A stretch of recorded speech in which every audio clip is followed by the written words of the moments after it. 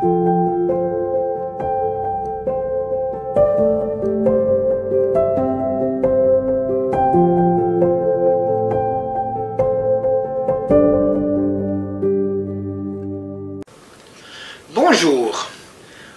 aujourd'hui je commence une série sur les femmes de la foi telles qu'elles sont mises en évidence dans la Bible. L'une d'entre elles, pourtant non juive, va même être une héroïne de la foi selon la liste que nous trouvons dans Hébreux au chapitre 11. Prêt pour parcourir 2000 ans d'histoire? Alors commençons par Tamar, la belle-fille de Juda, environ 1900 ans avant Jésus-Christ. Juda épouse une fille de Canaan dont il a 3 fils.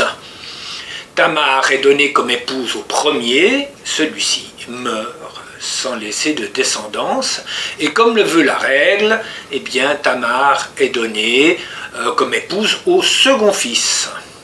Mais voilà, lui aussi meurt sans laisser de descendance, ni pour son frère, ni pour lui.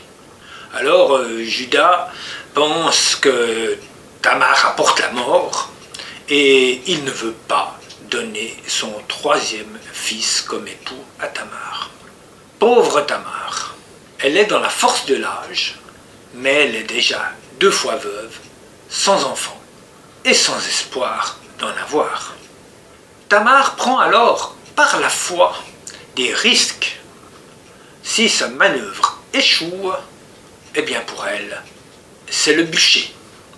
Dieu bénit et approuve Tamar en faisant que d'une seule relation sexuelle avec son beau-père Juda, elle devienne enceinte de jumeaux, alors qu'elle n'était pas devenue enceinte ni du premier ni du 2e fils de la Cananéenne. L'un des jumeaux, Péretz, deviendra un ancêtre du roi David et aussi de Jésus le Christ.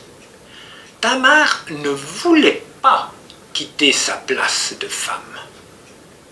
Elle avait attendu que son beau-père lui donne son 3e fils comme époux. C'est parce que l'homme n'a pas assumé ses responsabilités que Tamar a pris l'initiative. Et vous, la tragédie vous a-t-elle frappé? Avez-vous expérimenté la loi des séries où les malheurs s'enchaînent sans sembler jamais s'arrêter?